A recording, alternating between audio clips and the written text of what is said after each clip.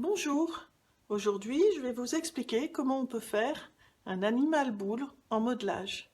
Donc c'est particulièrement destiné à des personnes qui ont envie de délirer. Donc on va partir, vous voyez là je vous montre un exemple, c'est une petite chouette ou hibou comme vous voulez. On va partir d'une pomme de terre qu'on va vider parce que s'il reste de l'air à l'intérieur, même des toutes petites bulles, elles vont faire exploser l'objet à la cuisson, puisque l'air va se dilater avec la chaleur. Et ensuite, sur cette boule, on va rajouter des ailes, des yeux, un bec, avec des sourcils et des petites pattes. On aurait très bien pu imaginer un éléphant avec sa trompe, et ainsi de suite. Ou un lion, ou tout ce que vous voulez. Même un petit lutin avec son chapeau. On part de là, et ensuite, le délire est ouvert.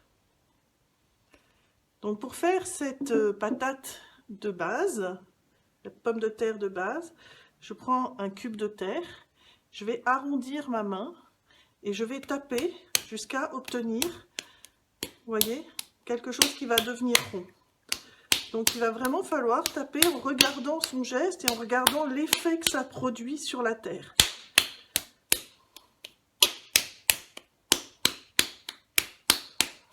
Alors inutile de se mettre sur la planche, ça marche pas du tout, il faut vraiment garder la boule dans la main.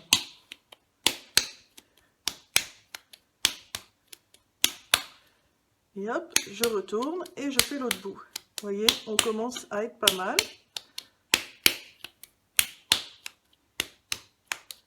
On tourne, on tourne, on tourne.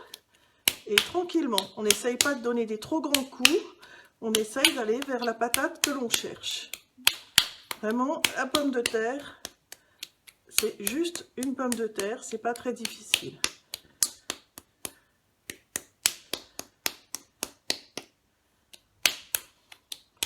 Donc vous voyez, j'efface même les petites stries qui peuvent y avoir. J'ai vraiment besoin d'une base qui soit propre. Parce que si on part avec une base qui est déjà toute travers, ça ira pas bien. Et voilà, j'ai une pomme de terre. Donc on peut imaginer avoir une pomme de terre qui est un peu plus large en bas qu'en haut, ou totalement équivalente.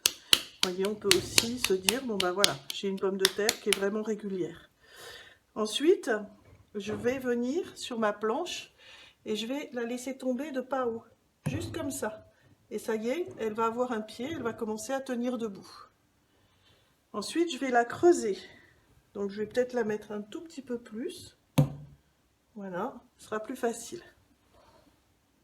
Je vais la creuser en laissant 1 cm tout autour. C'est-à-dire que, vous voyez ici, je ne vais pas creuser au-delà du trait que je dessine au départ. Comme ça, j'ai mon repère et je sais que ça fonctionne. Voilà. Et ensuite, je viens et je creuse. Donc, vous voyez, j'utilise...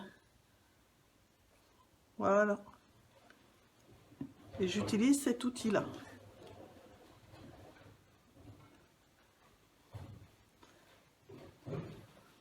Donc, toujours dans ma main. Et je fais attention à pas percer, à garder vraiment cette épaisseur partout.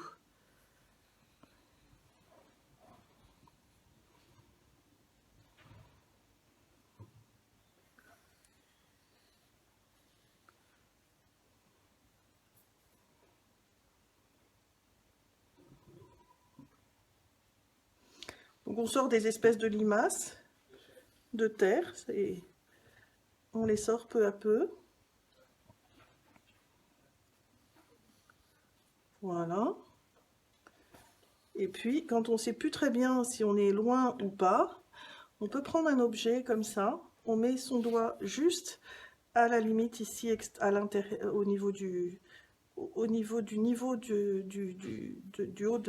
la pomme de terre.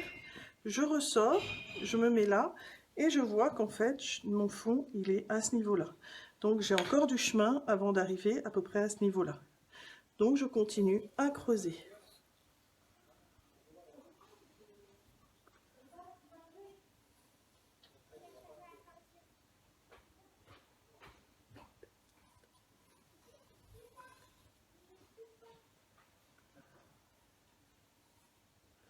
Je peux aussi, vous voyez, mettre mes mains comme ça pour me rendre compte si l'épaisseur de ma terre est régulière ou pas. Donc à nouveau, je viens mettre mon bâton jusqu'au fond. Je regarde où je suis par rapport au fond. Ça y est, je suis pas mal du tout. Encore un tout petit peu et on est bon.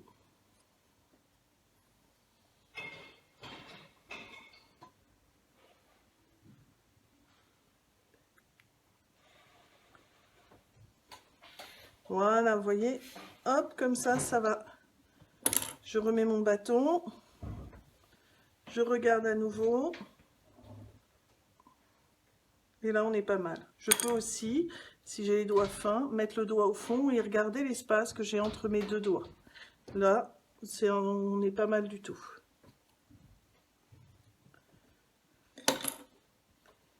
Voilà, les épaisseurs des parois sont encore un tout petit peu épaisses. Donc, je vais en retirer encore un petit peu. Il faut garder environ 1 cm d'épaisseur sur la paroi. Parce que sinon, ça risque de craquer, ça risque de mal sécher. Voilà. Faut pas hésiter à vider un peu. Il ne faut pas que l'objet non plus pèse 2 tonnes. Donc, on vide bien.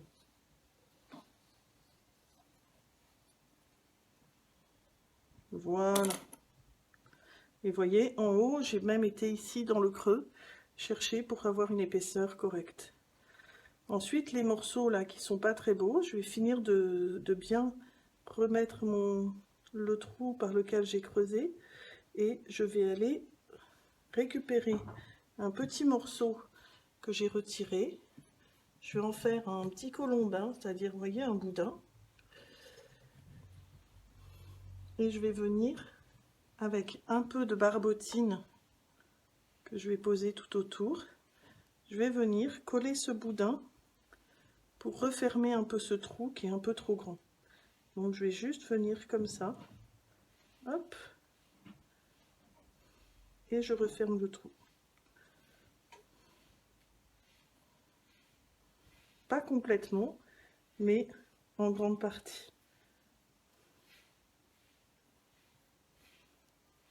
Donc quand on colle, il faut toujours mélanger les terres pour que les terres que j'ai pas de fissure après. Donc vous voyez, je prends la terre du boudin, du colombin, je la mets sur la paroi et après, dans l'autre sens, je ramène la terre de la pomme de terre pour bien tout mélanger.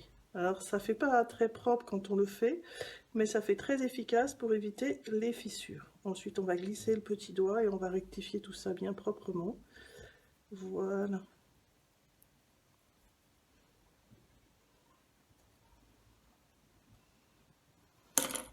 Et après on met son petit doigt, donc pour les enfants c'est encore plus simple parce qu'ils ont des doigts beaucoup plus petits. Voilà, vous voyez, je vais ressortir le fond. Et je lisse. Mais je soutiens pour pouvoir tasser en dessous ce qui se passe et venir faire quelque chose de propre. Voilà, du coup mon grand trou est devenu un trou qui est quand même plus acceptable. Mais il faut un trou de toute façon, il ne faut absolument pas imaginer tout refermer. Voilà, je vais retaper tout doucement. Et voilà, mon fond est fait. Bien propre, bien net.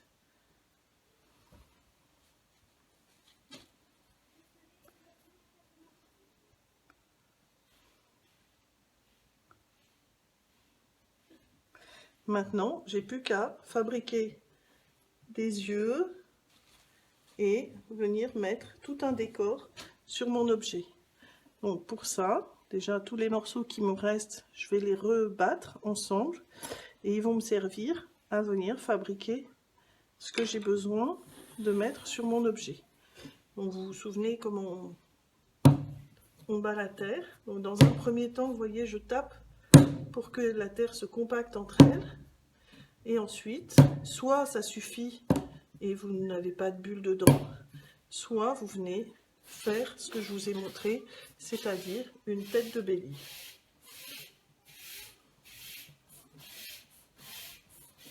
Voilà.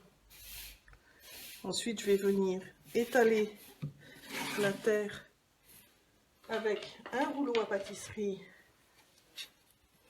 ici.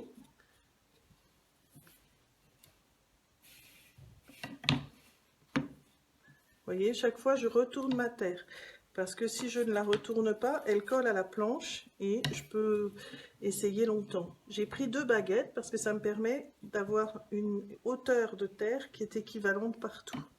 Donc à la maison, vous avez peut-être 2 baguettes qui traînent, sinon vous pouvez tout à fait prendre 2 revues de la même épaisseur et ça fonctionne. Donc là-dessus, je vais commencer à découper par exemple les ailes, si je veux faire une chouette. Donc, une aile, c'est pas très difficile. Ça va se fabriquer comme ça, comme une goutte d'eau un peu tordue. Pour la deuxième aile, vous n'oubliez pas qu'il y a une aile gauche et une aile droite, donc la courbe que j'ai d'un côté, il faudra que j'ai de l'autre. Je la retourne et je refais la même chose. Comme ça, j'aurai bien une aile droite et une aile gauche. Donc attention à bien penser à retourner votre aile. Et comme ça, mes 2 ailes seront forcément les mêmes puisque je les découpe l'une sur l'autre. Alors attention, le couteau quand vous découpez, c'est un couteau de cuisine hein, tout simplement. Ou, bon, vous pouvez avoir des couteaux de potier qui sont très très fins, mais un couteau de cuisine qui peut très bien faire l'affaire. Vous voyez, je vais avoir mon couteau qui est toujours tout droit. Je coupe pas comme ça, je coupe pas comme ça, ni comme ça, ni comme ça. J'ai vraiment mon couteau qui est tout droit, tout droit, tout droit. Et j'hésite pas à le tenir sur la lame pour avoir un geste extrêmement précis. Et voilà, mes 2 ailes sont découpées.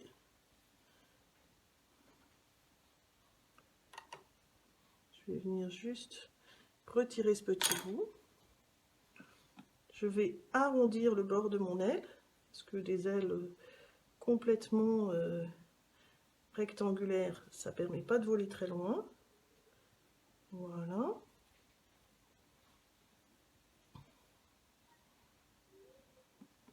Et je vais bien sûr travailler mes ailes en les mettant l'une face à l'autre pour être sûr d'avoir une aile gauche et une aile droite, et pas 2 ailes gauches ou 2 ailes droites. C'est assez classique. Au début, on se trompe, puis une fois qu'on en a fait plusieurs, on a l'habitude et on ne se trompe plus.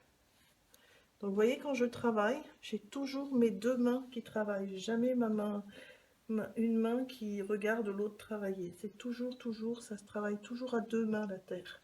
Et c'est très bien pour permettre de travailler la dextérité des 2 mains. Et voilà. Donc, vous voyez, je vais finir d'arrondir mon aile de l'autre côté, parce que tout ce que je vais laisser va se voir. Là, le four ne va pas lisser. Donc c'est beaucoup plus facile de la lisser maintenant qu'elle n'est pas en place, que tout à l'heure quand elle sera en place. Il sera beaucoup plus difficile. Donc vous voyez, il faut vraiment que votre bord soit bien arrondi. Donc, vous avez vu comment je m'y prends. Voilà. Et de l'autre côté, voilà.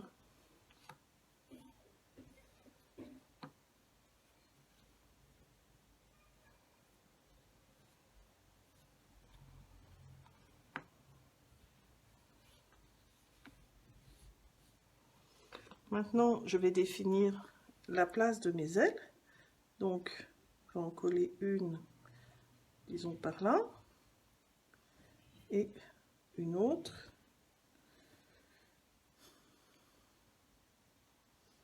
par là, sans doute. Voilà. Qu'est-ce que ça donne quand je la regarde de face?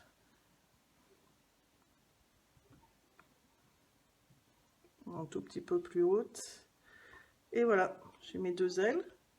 Donc je vais marquer ici avec une aiguille l'endroit où j'ai défini de coller mon aile. Et pareil de ce côté-là, juste le haut, puisque le bas, éventuellement, on peut le laisser pas coller. Voilà. Je vais marquer un petit trait ici pour savoir jusqu'où. Voilà. Donc le trait, je le marque des 2 côtés. Il est ici et il est là. Et là, pareil, ici et là. Et ça me permet de savoir où est-ce que je dois guillocher. Alors guillocher, ça veut dire quoi? Ça veut dire griffer la terre, et on va la griffer dans les 4 sens, c'est-à-dire vers la gauche, vers la droite,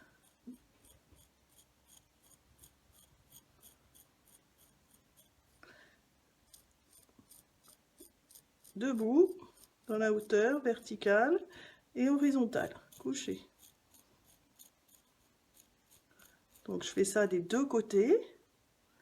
Après, il existe un outil en poterie qui permet d'aller beaucoup plus vite et qu'on trouve en Allemagne chez Ceramic Craft. En France, on ne le trouve pas encore beaucoup. Et voilà. Ça me permet d'aller beaucoup plus vite puisque vous voyez, je vais guillocher d'un seul coup. Moi, j'appelle ça un guillocheur express. Ça a un nom, mais je ne sais plus lequel exactement.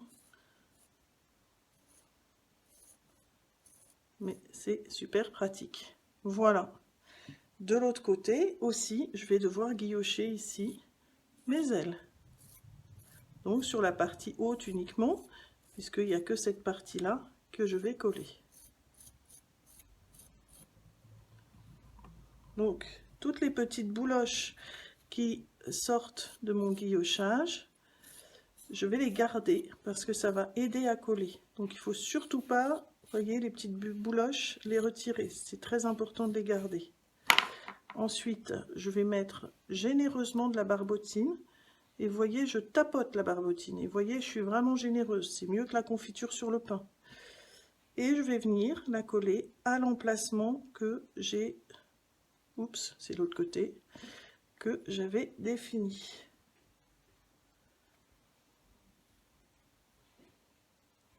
Voilà. J'appuie. Et il faut que la barbotine ressorte un peu de partout. Ça veut dire que j'en ai mis assez. Vous voyez, j'appuie doucement, mais sans laisser de traces de doigts. Je fais la même chose avec l'autre.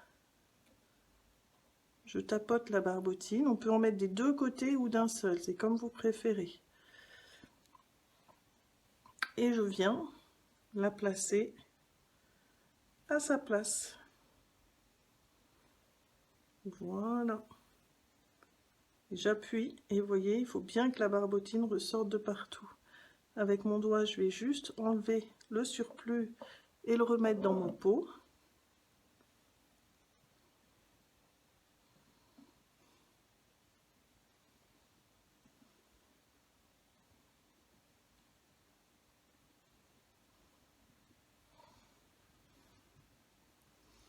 N'hésitez pas à utiliser un chiffon humide, ça marche très bien pour retirer si vous avez plein de barbotines sur les mains. Et je vérifie la hauteur des ailes à nouveau pour être sûr que j'ai bien collé mes ailes correctement.